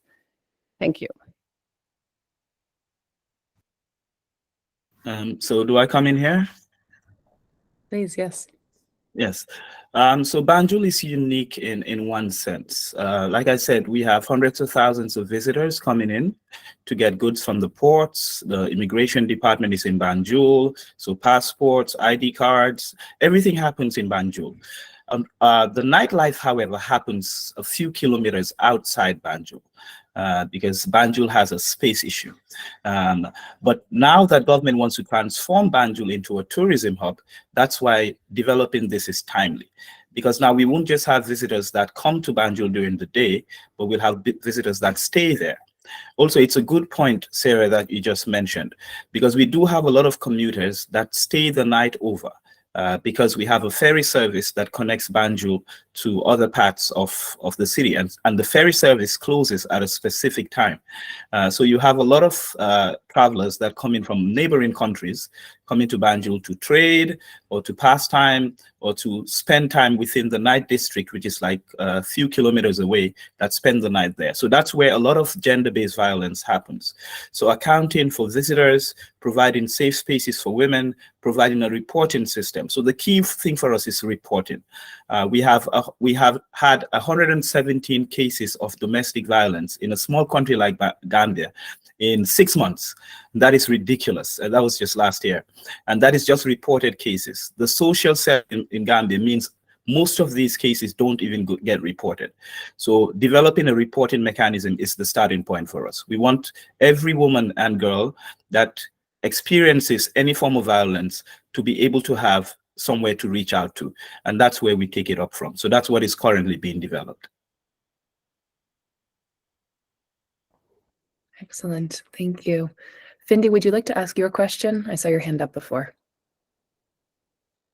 It's really not a question, but just to at the back of my colleague. We haven't exactly met, but thank you very much for this platform, particularly to Mr. Asiago, because he actually is the reason why I'm here through a mutual friend. So I am also in Durban, and I do know of my colleague, Ms. Nomosa Shembe, who's just shared extensively about what we are doing, as what the city is doing actually. And one of the things, or rather, let me just first speak to the point that she made with the informal traders. One of the other things that we are doing is doing a night race. I know somebody mentioned that they tried to organize a walk, which didn't quite work out. But we have had since the year 2017 what we call the Durban Night Race. And as you heard, our strapline is My City, My Responsibility. So we've got to take responsibility as the community and support the municipality with the work that it's doing. And so the night race, what we have done, we started it as a run, as a walk. And I'm mentioning it because it happened the past Thursday. We had about over 500 walkers and runners alike that came through. What we are also trying, what we are doing with this is that we are bringing the community, retail, and sports together. What I mean is that the community, the residents, so within the communities that we live in, we find that there are shopping malls. And these malls can be our start and finish venue for the race. So the community comes in, they start the race there. The mall is able to trade later, so they extend their hours.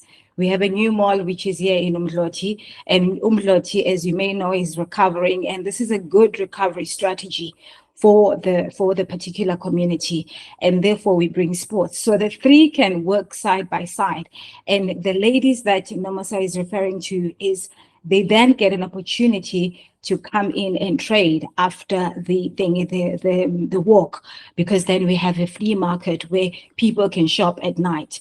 So we then taking ownership of the space and making it difficult really for any criminality, any criminals, any thugs to thrive. We are taking responsibility and saying it's our city, it's our responsibility, and we're making it happen. So the informal traders that Nomosa Shembe is referring to, they are also supported in that way. It's something that we are growing. And as I said earlier on, I'm very appreciative of this platform, because then I wouldn't have otherwise met Nomosa Shembe. So thank you very much for this. I thought that I should just add just to back what she was talking about earlier on. Thank you. Wonderful. Thank you so much. So I'm about to do something a little unplanned. We have a presenter who will be speaking who's planned to speak at the very end of our session, who unfortunately has a schedule conflict. So I'm going to invite Felix Munger up to the table. We'll be speaking a little bit about a knowledge sharing platform that exists in the Canadian Network on Crime Prevention. And this is a topic that Juma will be introducing to the table later on. So please forgive us for the out of order topics here, but Felix, I really appreciate that you're able to be here with us today and share for a few minutes about this knowledge platform. Well, thank you for moving me up, and apologies for for disrupting the flow in this. I do have a doctor's appointment that I can't miss. So I'm happy to speak now for a couple of minutes and present to you what, in fact, is not entirely a functioning platform yet. Just to put this out there, we are in the development stages, and I had offered to talk a little bit about it. My name is Felix Munger. I work for the Canadian Municipal Network on Crime Prevention, and I come to you from the from Canada, Waterloo region. So, as I said, this our portal is still under development. We had one earlier that didn't work really well, and I think I want to make sure that people are really aware how complex these platforms can be and how difficult it can be to get people engaged on those platforms. I think locally we figured out how to engage our members really well on one-on-one and webinars. Those platforms are kind of a tricky thing. So what I'm showing you is, I'm showing you this for the first time, and even Jen Fox, who's on our board, hasn't actually seen this yet. So this is really a first.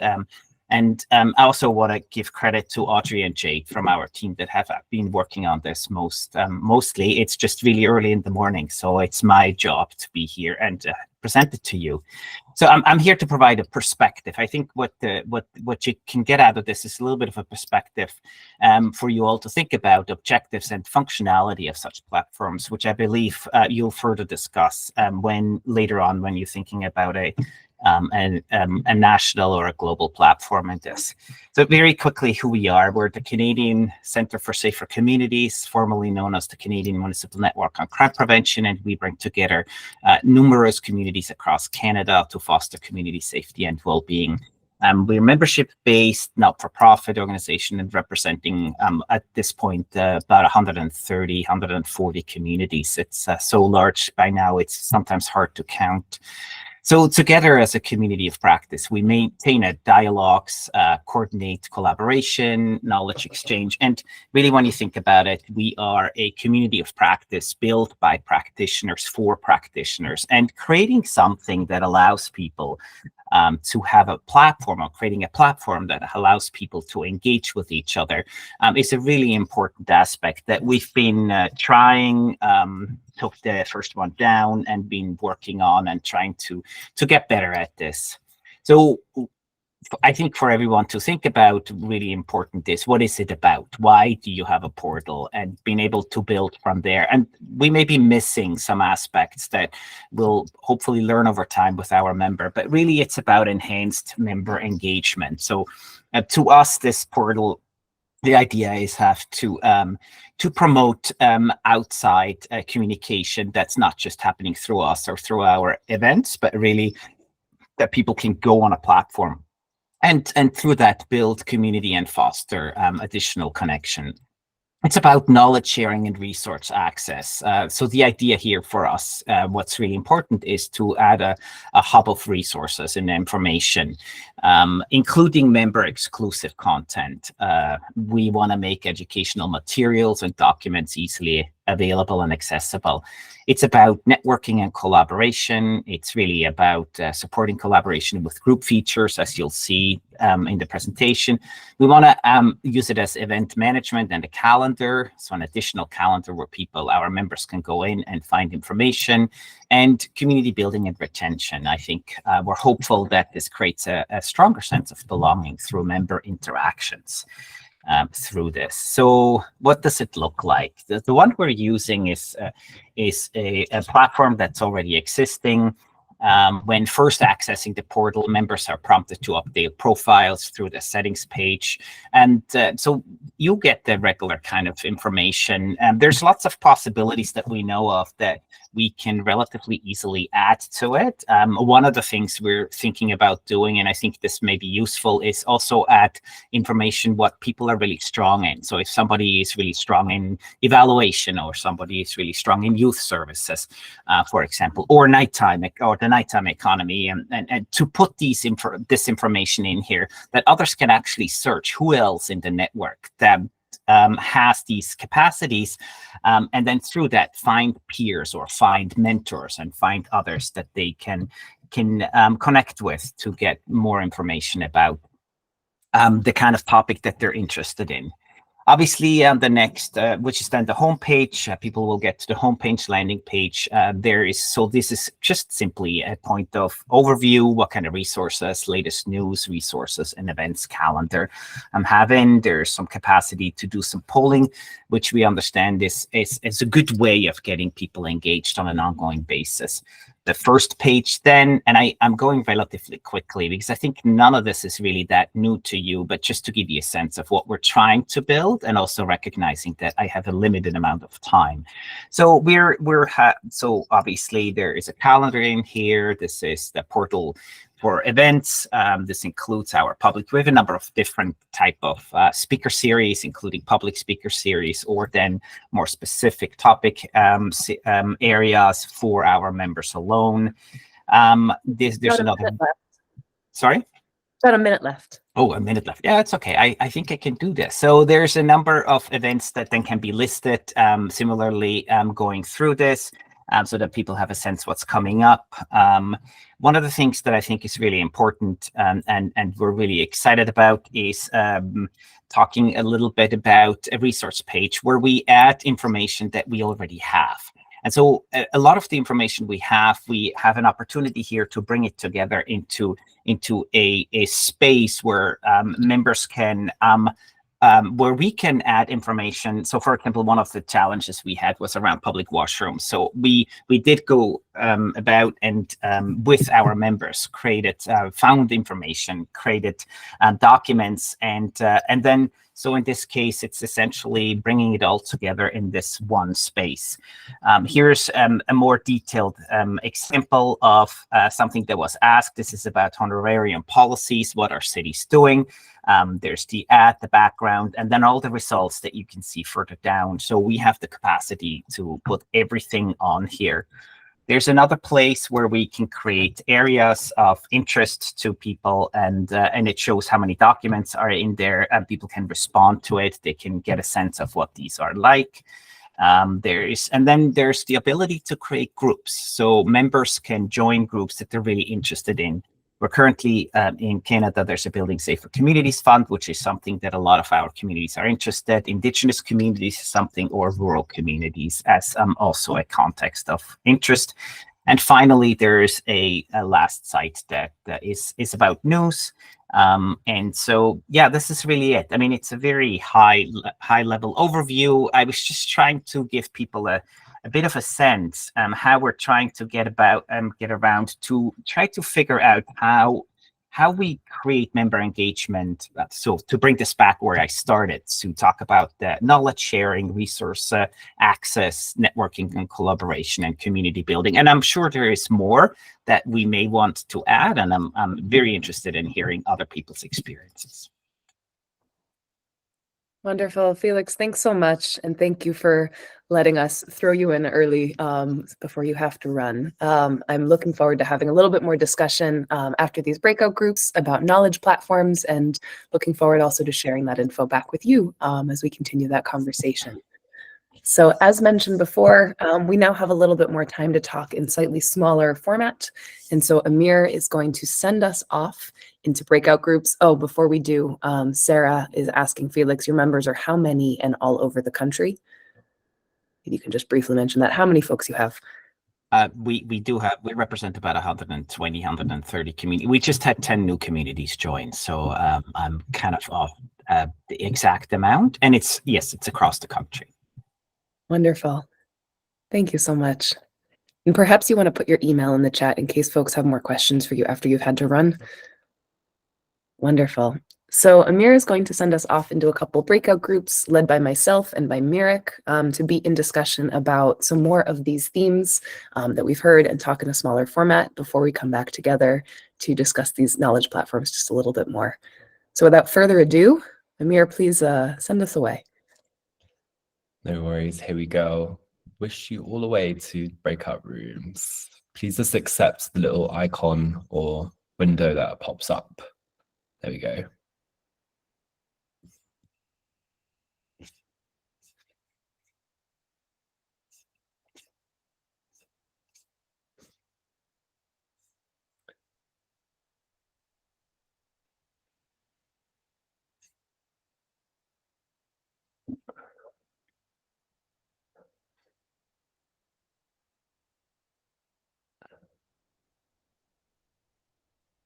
For those of you still here, please accept the little icon that pops up onto the screen so you can go to a breakout room.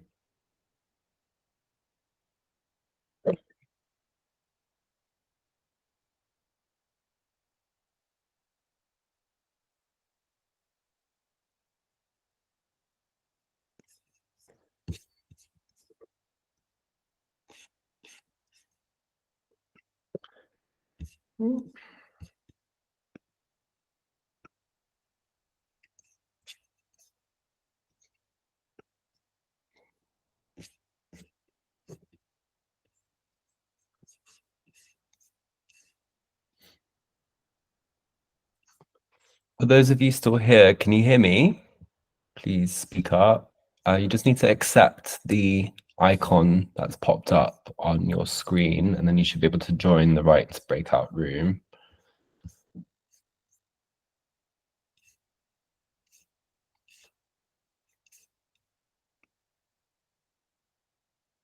Hi, Zaina. Okay, there we go.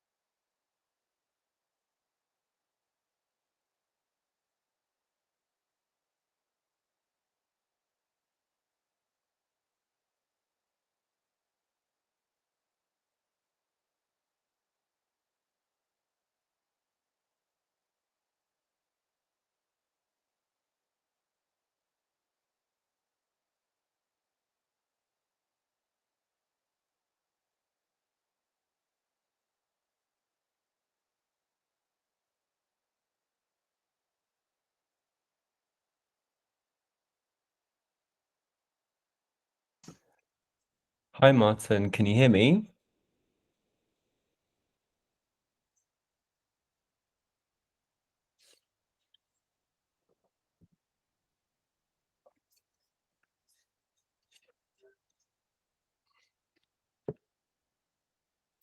Martin, I'm going to assign you to a breakout room so that you can get into discussion with folks. Please accept the icon that will pop up on your screen. I'll just edit it now. Then you should be able to join a breakout room, yeah?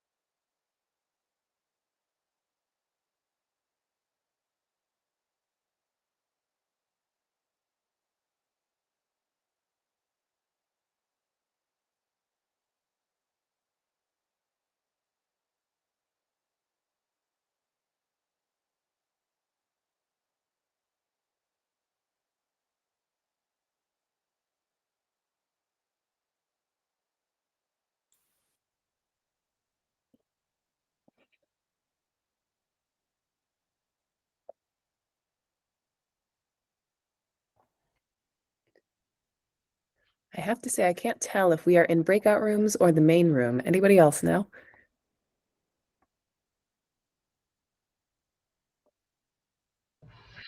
I did press the button for leaving the breakout room, but I'm not sure. Yeah, the Now, others, now I'm Yeah, starting me to too. feel they the are coming now, everybody, because it was announced up.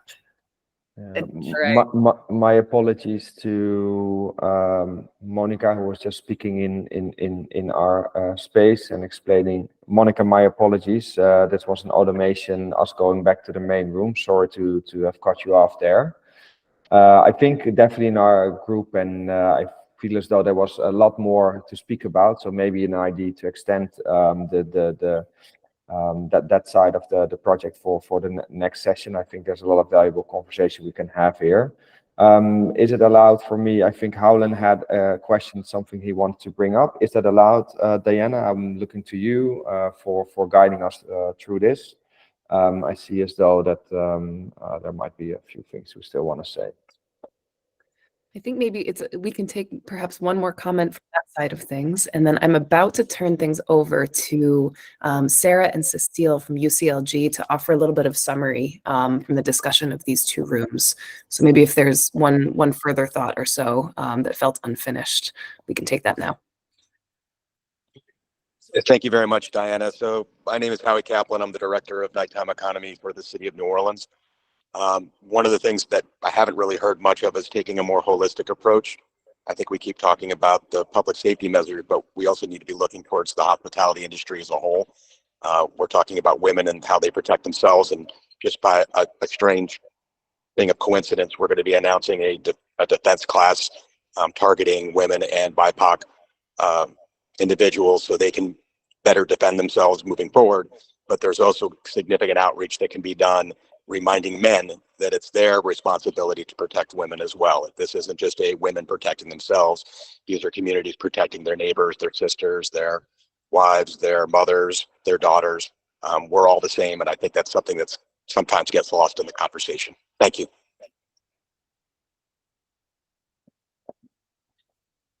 Thanks, Howie. I appreciate this. I know we've been talking about the theme here of, safety being everyone's individual responsibility. And so that seems very much aligned. Merrick, were there other folks that still had hands up that you wanted to make sure had their chance to have the word? If there's somebody that would like to say a few words, then please go ahead. Otherwise, we will hand it over back to you.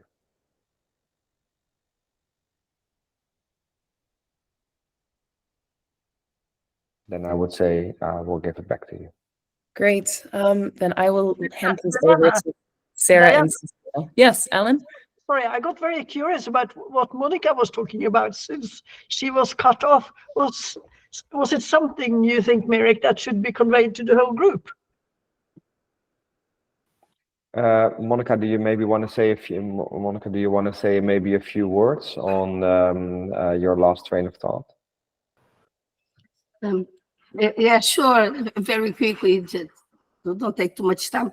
But I was talking about the approaches of crime prevention through urban design and planning, how important it was for us to introduce it in the municipality, because usually the police is not so much involved. It's usually for urban planning, but because we have this community policing approach, it is important to get together urban planners, citizens, police, other key stakeholders, and look at the public space and try to indeed to see what is needed to be changed, or to listening to different needs or different uses at night from during the day. And for us, this was a good experience. So I was sharing more and about the CEPTED approach also, that for us, and we also train police officers in it together with our partners, so that when we have the meetings on these community safety partnerships, we can have also some kind of common language. It is also important. The words we use must mean what we need to say, and to be able to understand what the others are conveying, so that the urban planners can also have this feedback and try to improve the good design of the city and of public spaces. Okay, I think it was a step. Thank you. Monica, thank you so much. I'm also seeing some thoughts in the comments here of Martin's experience giving CPR to somebody and knowing exactly what to do because of his work in nightlife, as well as Oscar mentioning cab drivers identifying gender-based violence and knowing where to report it. I think that, you know, as we've come back and talked about these themes of nightlife and the training from nighttime as an asset and as a net positive to a city, these are some perfect examples here too. I want to give the word over now to Sarah and Cecile. Please take it away. I know you're going to summarize some of the thoughts in these two breakout groups. Thank you very much. And again, thank you to all of you for this rich discussion. I will be very brief, but just so that everyone knows what we talked a little bit about. So we had in our breakout room a person from Lisbon, Durban, Vilnius, from Peru, from Egypt, from New Orleans, from Palmyra and Nairobi. So like a very good representation. And I would just highlight 3 points from as like a sort of a mini analysis of what came out from what we discussed about, which is that the importance of the co-creation and participation in public policies around all the topics we touched upon today. And this was actually really represented in the participation in the breakout group itself with different persons from the local governments, but also from other stakeholders. So really embodying, let's say, the multi-stakeholder dimension of governance. And we also mentioned the importance of ensuring the participation of women, including from grassroots organizations, but also youth and older persons in more of an intergenerational approach. So that would be one thing. Then the second is we discussed planning and with focus on urban public spaces, with the idea of going beyond the attention given to built environments, but also to include interventions in those spaces and not just the design of the spaces per se. And then the third thing that can summarize a little bit our discussion is that public policies around nighttime should really be place-based, like adapted to all contexts, and then also gender responsive. And this is like super, like reflects a lot what we discussed during the whole webinar. So that would be it on my side. Thank you very much. And I will hand it over to Sarah for a recap of the other group. Thank you.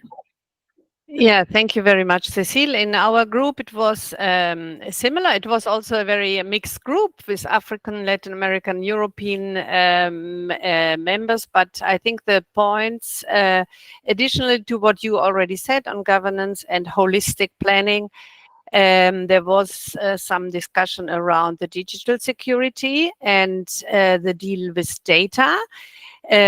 So, of course, when we look in gender, maybe to add, I think the seminar was very interesting that we had this women angle, but it was also logical that from there we go into many other groups. In the end, it is about building inclusive cities, and gender is just a starting point towards all the other groups.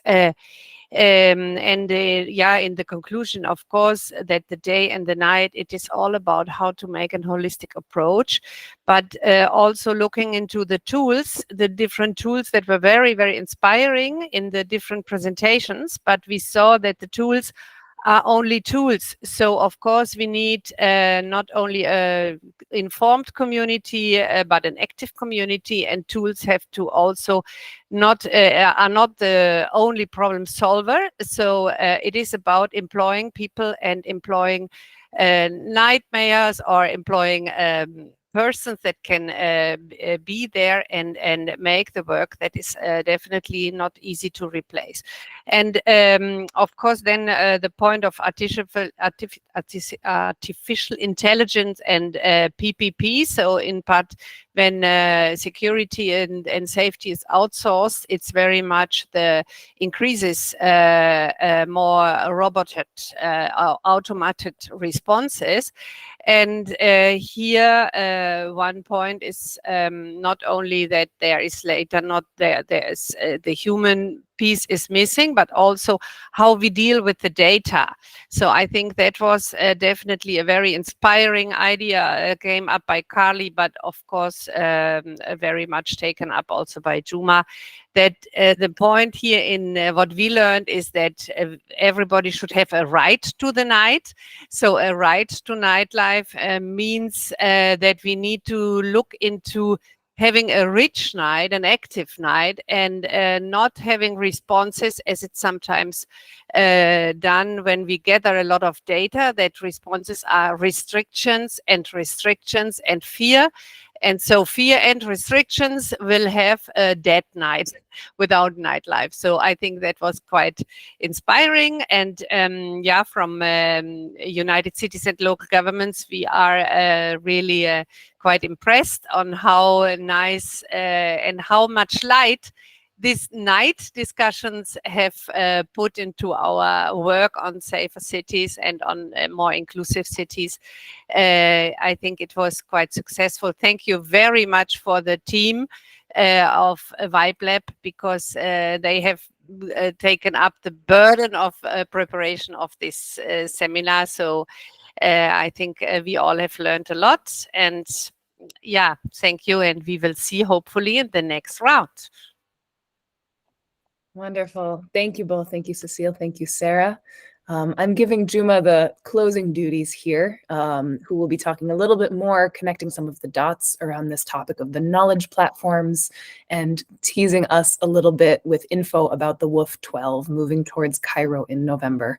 So a big thank you from Team VibeLab to everybody who was taking part today, who was helping to coordinate and make this all run so smoothly. Big thank you to all of the speakers. And Juma, over to you. Thank you, Diana, and thank you all. I am quite inspired when I listen to a lot of what is said today. The only unfortunate reality, which I think is confronting this whole community of practice, is that a lot of this rich knowledge is just about to get lost.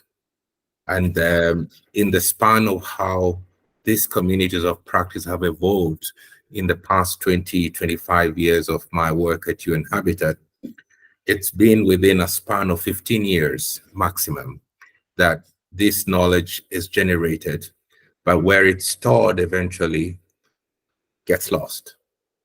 And then we reinvent it with other titles and names, but in effect, we had the greatest opportunity to build and consolidate on the gains that have been made by cities over that period of time.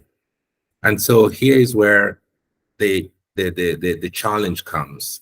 And I think Felix's presentation, I'm not sure how many of you really looked at or have thoughts already around what he mentioned in terms of the engagement of people with this type of platforms. In one conversation I was involved in, it was said that hardly 40% of the entire membership of what the platforms are designed or the audience that the platforms are designed for actually use those platforms. So we don't even have 50% yet in terms of the style and way these platforms are playing out that really enables the constituents to bring their rich knowledge together and take this forward.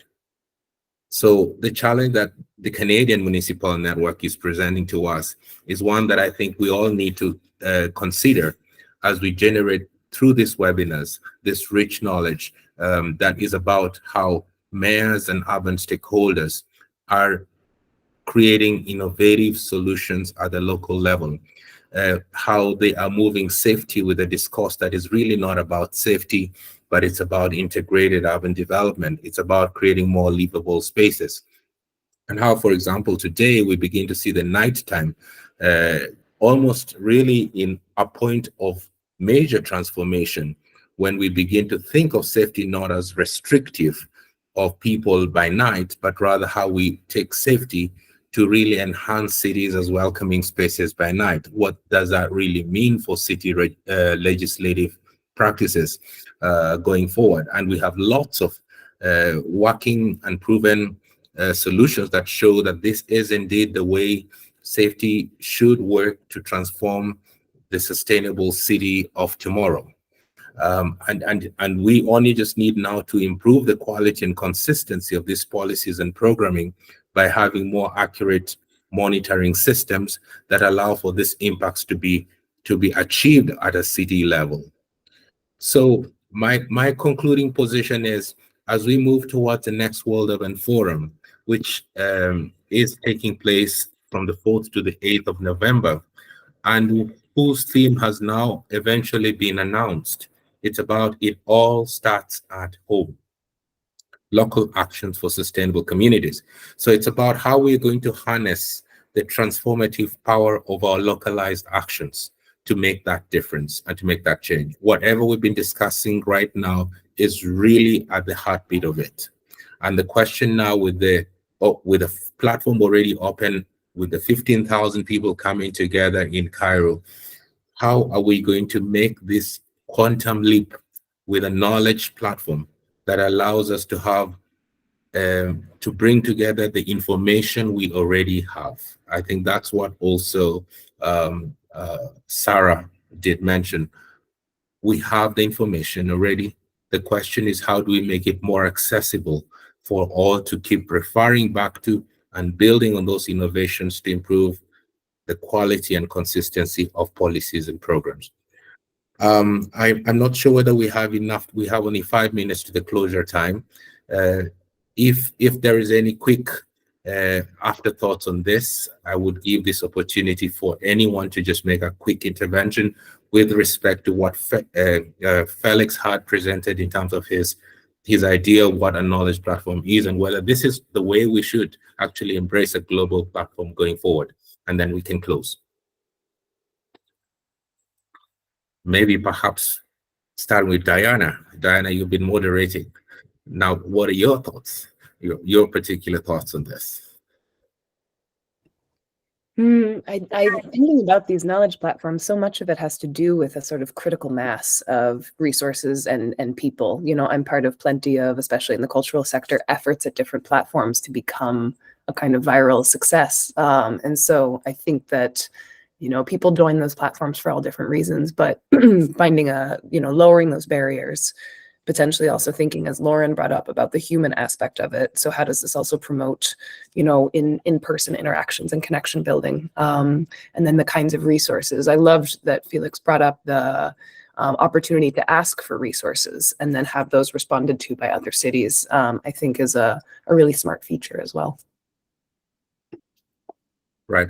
I'll open it up to anyone who really wants to make something. Please give your quick thoughts in the next 4 minutes.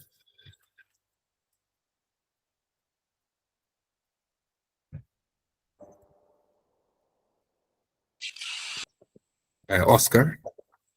Yeah, no, I'd like to thank for the invitation and also point out that I think, of course, we need better infrastructure for women to feel safer at night. But since that takes time and investment and money that we don't always have immediately, I think the signaling is very important.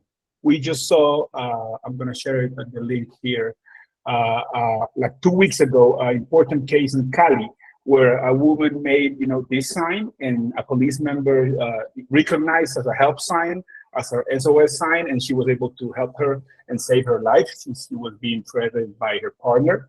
And something like that is what we try to do also in Palmyra by teaching cab drivers to identify when there was a situation of gender-based violence and know where to report it, since a lot of people go out to party in cabs, right? So I think it is important to promote that everybody understands this type of signals and know how to act.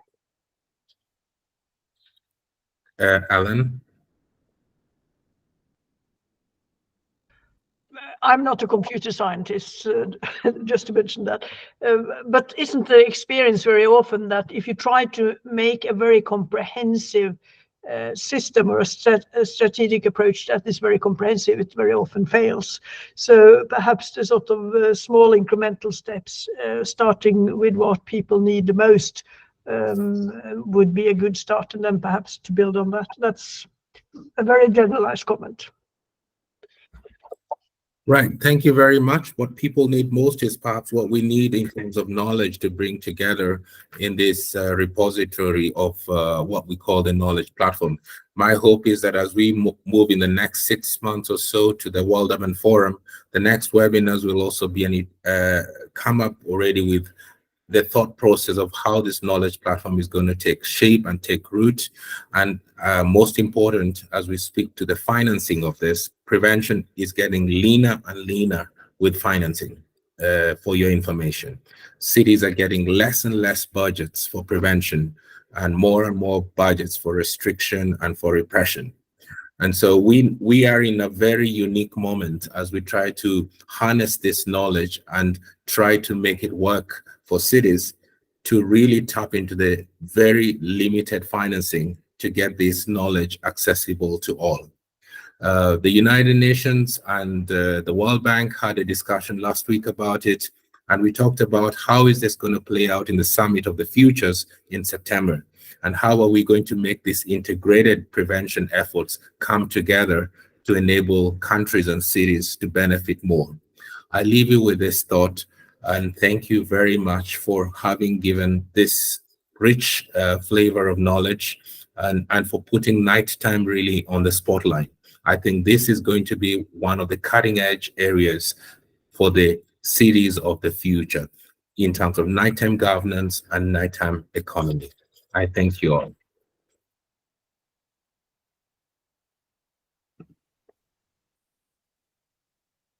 Thank you.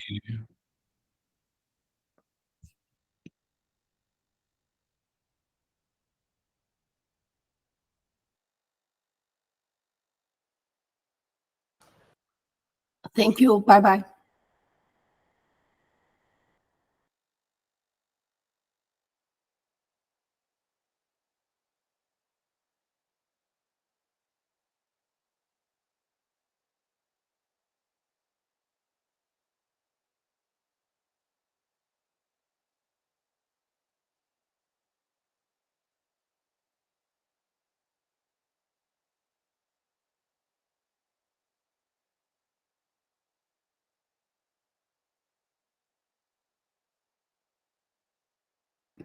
All right. Thank you, folks. Nicely done. All Well right. done. Amazing, Diana. Great work. Really great work. All right. Stop Yeah. transcribing. Stop recording.